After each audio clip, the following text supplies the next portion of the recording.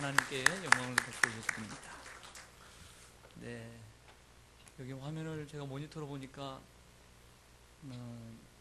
화면이 두 개가 이렇게 겹치는 것 같아요. 여러분 보셨어요? 네, 그렇죠? 네, 글은 하나인데 화면이 겹치지 않았어요? 모르세요? 네, 저는 저기 모니터니까 TV처럼 보니까 너무 참 아름답습니다. 이 두 개가 서로 오버랩되면서 저거 준비하시느라고 애쓰셨는데 할 때는 비엔나 소년 합창단이 온 줄 알았어요. 너무 좋습니다. 네, 우리 서로 인사하겠습니다. 귀한 분들 옆에 계십니다. 우리 서로 인사합니다. 반갑습니다. 사랑합니다. 축복합니다.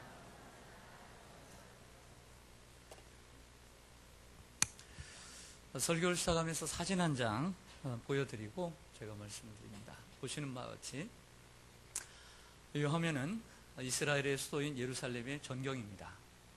양쪽으로 좀 더 있는데 사진을 정확한 걸 찾지를 못해가지고 이 예루살렘의 전경은 어느 동쪽에서만 찍어서 찍을 때 이 사진이 나올 수가 있습니다. 그것도 자리가 있습니다. 그 자리가 바로 감람산입니다. 철옹성이지만 동쪽에 해가 떠오르는 그 동쪽의 감람산 쪽에서 이곳을 바라보면 훤히 보입니다.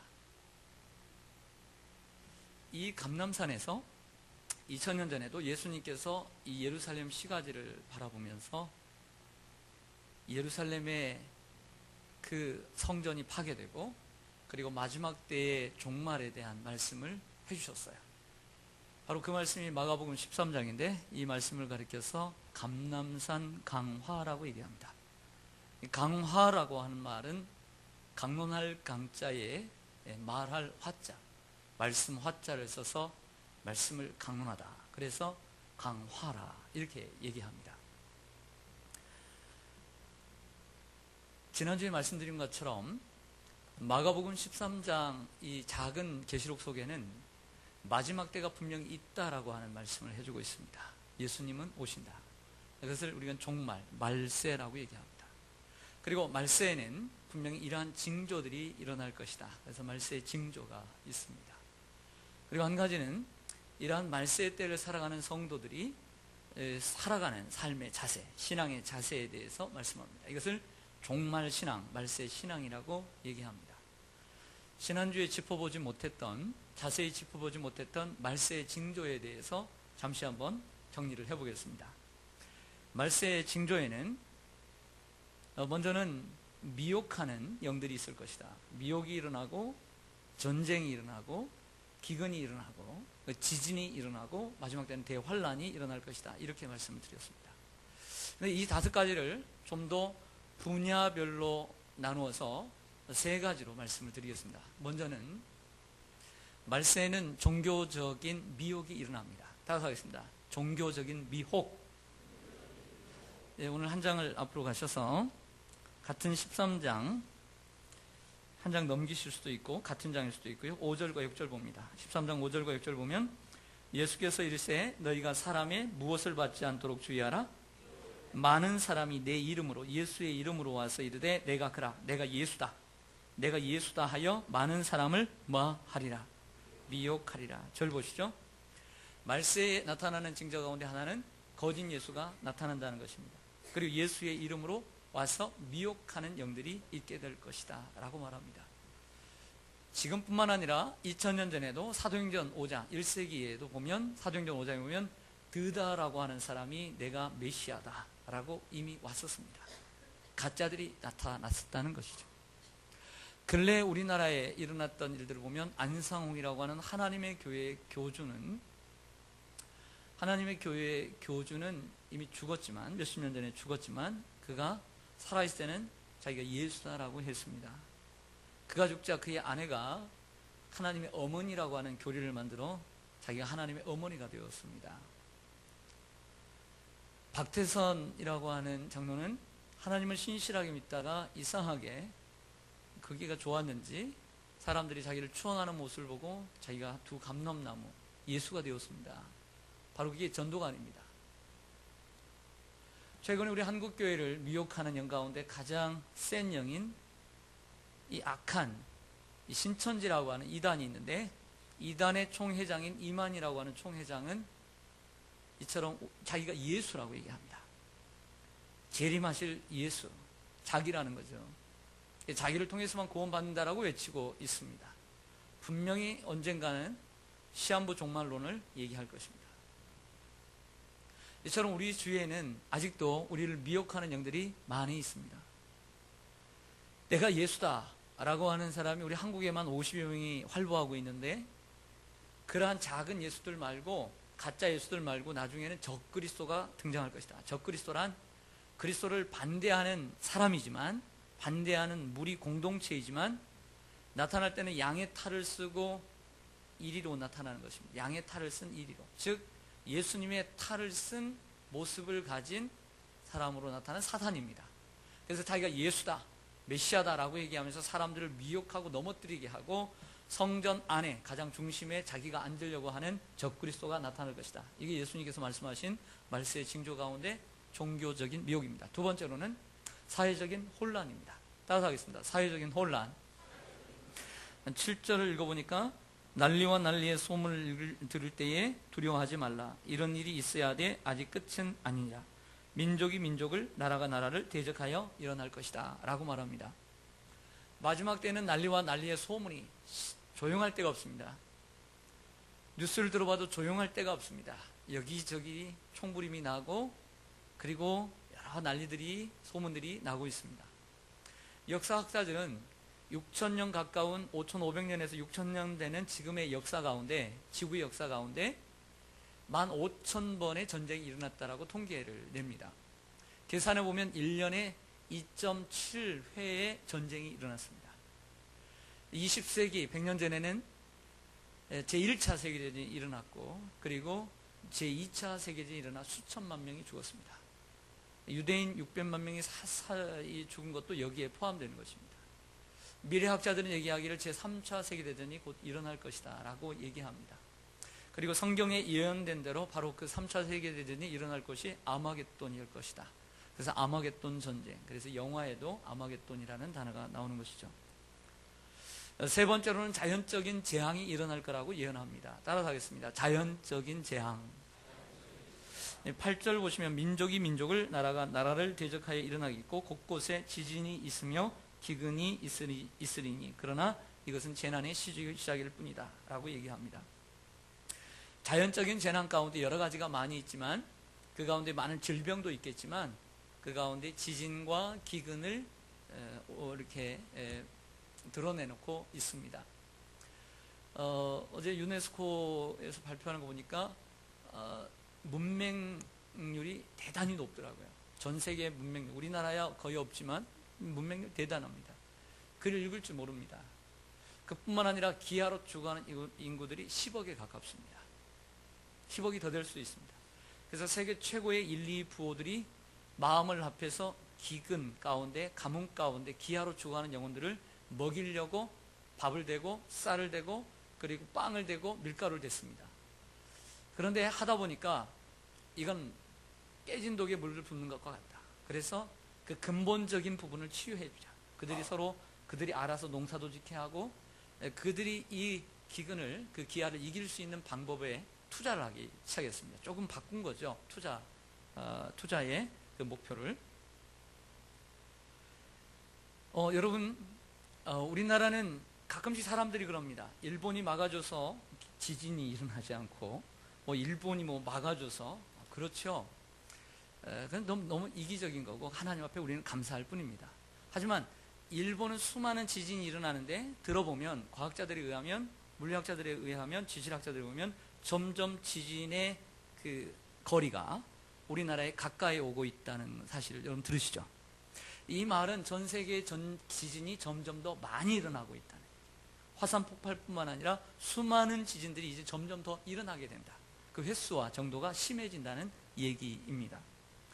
뉴스를 자세히 보시는 분들은 아시겠지만 온통 세상은 전쟁과 기근과 아픔으로 얼룩져 있습니다. 일반 뉴스보다 17번, 제 채널 가운데 보면 17번, 18번, 19번 채널을 보면 하루 종일 뉴스만 나오는 채널이 있어요. 그런 뉴스의 채널을 가끔씩은 좀 줄기차게 볼 필요가 있어요. 그래야 시사를 알고, 그리고 그 깊은 의미를 알 수 있다고 생각합니다. 예수님께서 이렇게 종말의 징조를 말씀하신 이유가 뭘까요? 왜 이러한 말세의 징조를 얘기하셨을까요? 그것은 우리 성도들이 말세의 징조를 깨닫고 시대가 어떠한 시대인가를 분별하라고 하신 것입니다. 할렐루야. 세상의 사람들처럼 똑같은 세계관, 똑같은 인생관, 똑같은 가치관을 가지고 살지 말고 하나님이 주시는 성경적인 가치관을 보고 세상을 볼 줄 알아라. 그래서 켄 가이아라고 하는 분은 영혼의 창이라고 하는 책에서 우리가 모든 사물을 보고 사건을 볼 때, 쉽게 얘기할 때 작게는 만화를 보고 책을 보고 영화를 보고 드라마를 볼 때에도 영혼의 창으로서 세상을 볼 줄 알고 그 드라마를 볼 줄 알아야 된다 얘기를 합니다. 여러분, 안타깝게도 교회를 다니는 분들이 똑같은 세상 사람들의 세계관으로 세상을 본다면 잘 먹고 잘 사는 것이 최고라고 얘기할 것입니다. 그러나 우리는 그렇게 세상을 봐서는 안 됩니다. 세상이 어떻게 돌아가고 있는지 바르게 분별하며 살라고 오늘 말씀하고 있는 거죠. 그래서 오늘 본문에는 예수님께서 두 가지 비유를 듭니다. 하나는 먼저는 무화과 나무의 비유를 들고 있습니다. 28절과 29절 보시죠. 28절 29절 무화과 나무의 비유를 배우라. 그 가지가 연하여지고 잎사귀를 내면 여름이 가까운 줄 아나니 이와 같이 너희가 이런 일이 일어나는 것을 보거든 인자 즉 예수님 하나님의 아들이신 예수님이 가까이 문 앞에 이른 줄 알라. 아멘.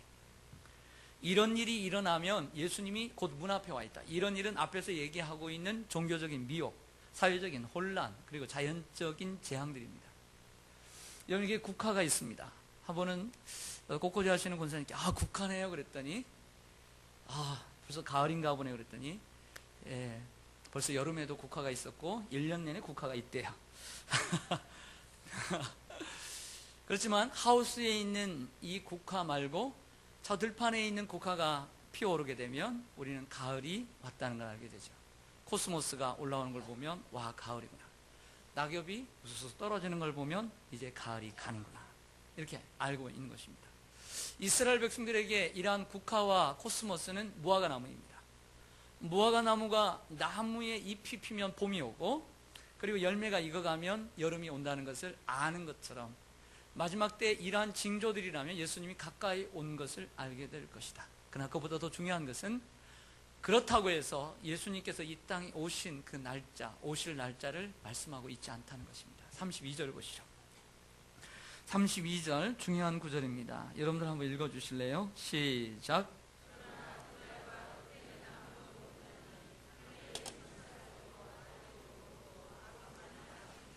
아멘. 그 날과 그때, 즉 예수님이 재림하시는 날과 그때는 아무도 모르고 천사도 모르고 하나님만이 아신다라고 했습니다. 어떤 목사님께서 한 번은 이러한 시한부 종말론, 예수님이 오실 날짜를 점치는 사람들과 토론을 하게 됐습니다. 하도 답답하길래 오늘 이 말씀과 사도행전 1장에 있는 말씀을 예수님이 하신 말씀을 들이대면서 봐라, 하나님께서 그 날과 그때는 아무에게도 알리지 않는다라고 얘기했더니 그분들이 얘기하기를 목사님은 하나는 알고 둘을 모른다는 거야. 왜 그러냐 하니까 목사님, 그 성경에는 그 날과 그 때를 모른다고 했지 그 연과 그 월을 모른다고는 하지 않지 않았습니까? 웃어야 되는데 그렇게 얘기하는 거야.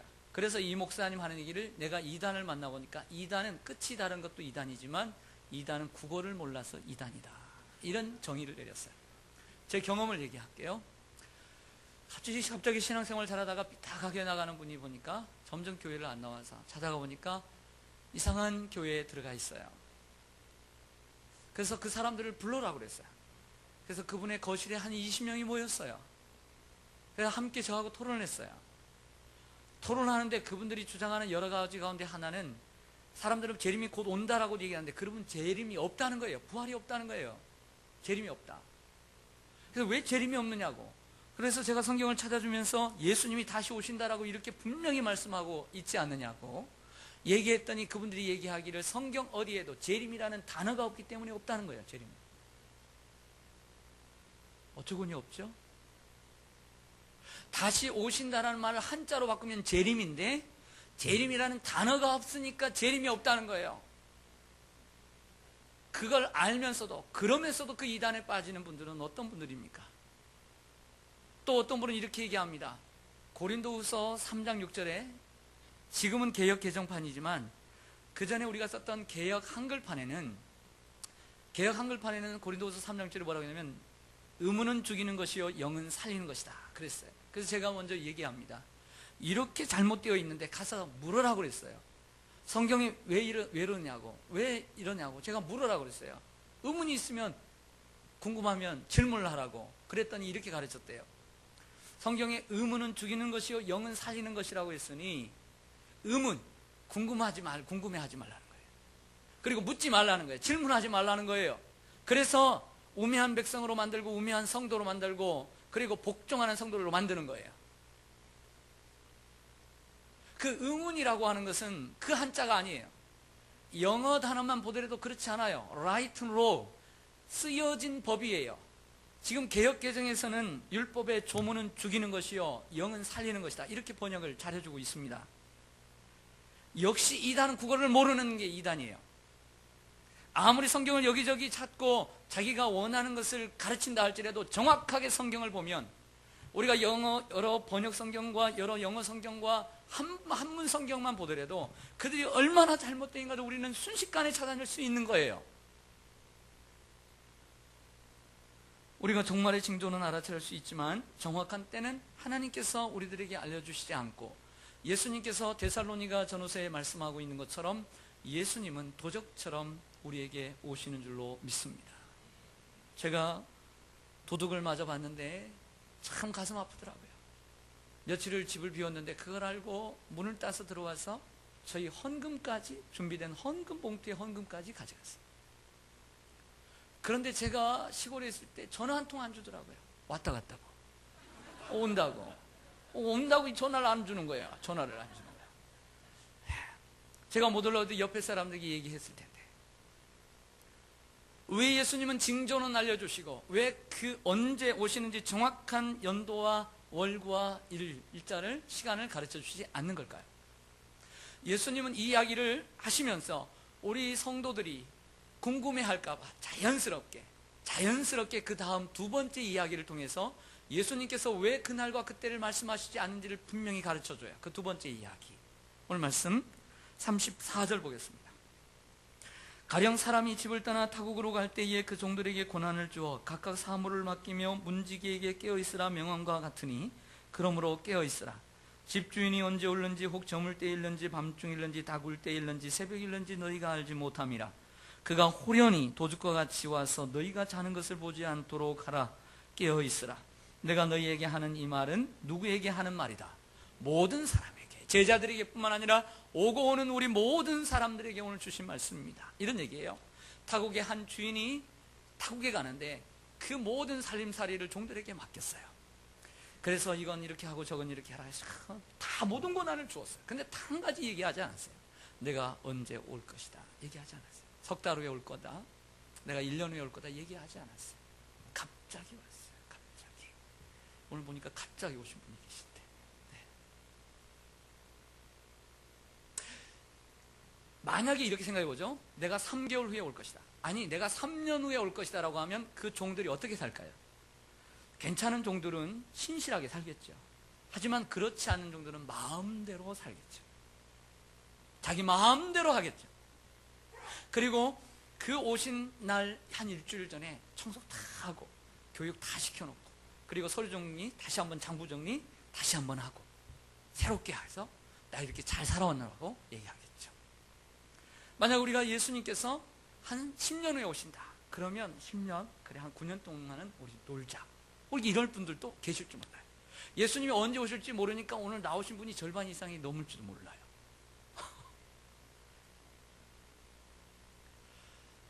언제 오실지 말씀하지 않는 것은 그 종들이 항상 깨어서 겸손하게 그 주인이 맡겨주신 일들을 잘 감당하도록 깨어있게 하기 위해서 그런 것입니다. 어떤 집사님이 병원을 가셨어요. 몸이 아파서 진단을 다 받았는데 의사 선생님께 가더니 의사 선생님이 보시더니 심각한 얼굴로 암이라고 얘기를 했어요. 그런데 말기예요. 치료 받을 수가 없어요. 심각하게 물었습니다. 얼마나 살 수 있습니까? 6개월 정도 사실 것 같습니다. 사형 선고를 받았어요. 집에 돌아오면서 펑펑 울었습니다. 내가 잘못 산 게 있나? 하나님께서 벌 주셨나? 이런 생각도 하고 결과적으로 마음을 정리했어요. 그리고 인생을 정리하기로 결단을 내렸습니다. 인생을 정리함에 있어 노트 한 권을 샀어요. 그리고 자기에게 인생에 있어서 자기에게 돌아온 자기 인생에 있어서 하나님께 잘못한 것, 그것을 적기 시작했어요. 그리고 내가 사람에게 잘못한 것까지 다 적기 시작했어요. 그리고 남은 6개월 동안 내가 잘못한 것들을 회개하고, 하나님 앞에 회개할 건 회개하고, 사람 앞에 정리해야 될 것들은 정리하자. 그래서 사람 앞에 잘못한 것이 있는지 찾아보고 적어보고 일일이 찾아다니면서 돈을 혹시 갚지 못한 돈을 갚고, 그리고 내가 저 사람에게 내가 식사를 대접해주고 싶었는데 그래서 밥도 사주고 선물도 사주고, 그리고 사과의 말도 하고, 내가 누구를 용서하지 못했을 때에 내가 이 사람 용서하지 못했다고 용서한다고, 당신 나를 용서해달라고 용서도 하고, 감사의 말도 하고, 그러면서 지금까지 영원히 살 것처럼 생각이 되었어. 그 마음대로 예수님을 믿었지만 마음대로 세상 사람처럼 똑같이 살았던 그 삶의 잘못된 습관들, 끊지 못했던 것들 과감하게 끊었어요. 그렇게 6개월이 지납니다. 6개월이 지나서 이상하게 몸이 아파오지 않고 몸이 아프지 않는 거예요. 너무 이상해서 다른 병원을 찾았어요. 검사를 그 아픈 부분을 검사를 했더니 뭐라고 얘기하냐면 그 전 병원에서 오진을 했다는 거예요. 그 사실을 가족들이 알고 친구들이 난리가 난 거예요. 난리가 나서 고소를 해야 된다고. 세상에 어떻게 그렇게 잘못된 그 의사를 뭐라고 했겠어요. 나무라면서 고소하자고. 그렇지만 그 본인은 고개를 떨궜어요. 고개를 떨구고 이렇게 얘기합니다. 난 지난 60년의 인생보다 나는 지금 최근에 살았던 6개월 인생이 훨씬 기쁘고 행복했다. 나는 남은 인생 또한 그러한 6개월처럼 나는 살고 싶다고. 나는 고소하지 않겠노라고 얘기했습니다. 사랑하는 성도 여러분, 이것이 예수님께서 재림의 때를 정확하게 말씀해 주시지 않는 주님의 뜻입니다. 종말론적인 삶을 살라는 것입니다. 어떻게 사는 것이 잘 사는 것일까요? 마치 6개월 후에 예수님이 오실 것처럼 살라는 것입니다. 마치 내가 6개월 후에 세상을 떠날 것처럼 살라는 것입니다. 마치 6개월 후에 내 인생이 끝나는 것처럼, 마치 오늘 밤 예수님이 오실 것처럼 깨어있어 내가 해야 할 일에 최선을 다하고 감사하며 하나님과의 관계 속에, 그리고 사람들과의 관계 속에서 회복해야 되고, 그리고 해결해야 될 것들을 해결하면서 살아가는 것입니다. 말씀 하나 하고 마치겠습니다. 똑같은 본문 속에서 마태복음 25장 속에는 이 똑같은 시기에 예수님께서 세 가지 비유를 들어 마지막 때를 준비하라고 말씀합니다. 하나는 열처녀의 비유입니다. 그리고 이 세 비유에는 항상 양쪽으로 나눠집니다. 두 번째로는 달란트 비유입니다. 아시죠? 세 번째는 양과 염소의 비유입니다. 이것도 아시죠? 이 첫 번째 열처녀의 비유를 통해서는 항상 깨어 있기를 권면하는 것입니다. 예수님이 언제 오실지 모르니까. 두 번째 달란트 비유에서는 나는 적게 받아서, 나는 이러니까 그렇게 변명하지 말고 내가 적게 받았든 많이 받았든 하나님께 받은 사명에 최선을 다하며 주님을 기다리라는 거예요. 세 번째 양과 염소의 비유는 예수님의 초림은 우리를 위로하고 사랑하고 치료하고 구원해 주시기 오셨지만 마지막 때에 오시는 재림의 예수님은 그런 따뜻한 예수님 아니라는 거예요. 정확하게 심판하시는 분이라는 거예요. 양과 염소를 나누듯 마지막 때 예수님은 이처럼 우리를 나눌 거니까 정신을 차리고 그 예수님을 기다리라는 이러한 말씀인 것입니다. 깨어있는 삶을 살게 되면 신앙이 건강해집니다. 그리고 삶이 건강해집니다. 늘 깨어있는 성도를 보면 건강해요. 신앙이 건강해. 그러나 나태한 성도는 본받고 싶은 것이 없어요. 반면교사가 될 뿐입니다. 또한 깨어있는 삶을 살게 되면 매사에 최선을 다하기 때문에 그 사람의 삶이 성장하게 되어 있어요. 성장하게 되면 자연히 성공을 이루게 되어 있습니다. 예수님의 재림을 준비하는 삶을 살게 되면 오늘 일을 내일로 미루지 않는 삶을 삽니다. 오늘 6개월 남은 인생을 살았던 분은 항상 미루면서 살았어요. 감사하는 것도 미루고, 전도하는 것도 미루고, 기도하는 것도 미루고, 사과하는 것도 미루고, 항상 미뤘어요. 밥 사주는 것도 미루고 항상 미뤘어요. 하지만 6개월 남았다 생각하니까 미루지 않고 일을 처리한 거죠. 우리는 미루는 게 참 많죠. 마귀가 우리에게 주는 가장 취약한, 가장 우리를 아프게 하는, 병들게 하는 약이 있는데 그게 내일이라는 약입니다. 내일 하라고, 다음에 하라고. 예수님 오실지 멀었으니까, 그리고 이 일 나중에 하라고. 전도 오래만에, 아직 남은 날 많으니까 다음에 하라고. 가족전도 다음에 하라고. 친구전도 다음에 하라고. 봉사 다음에 하라고.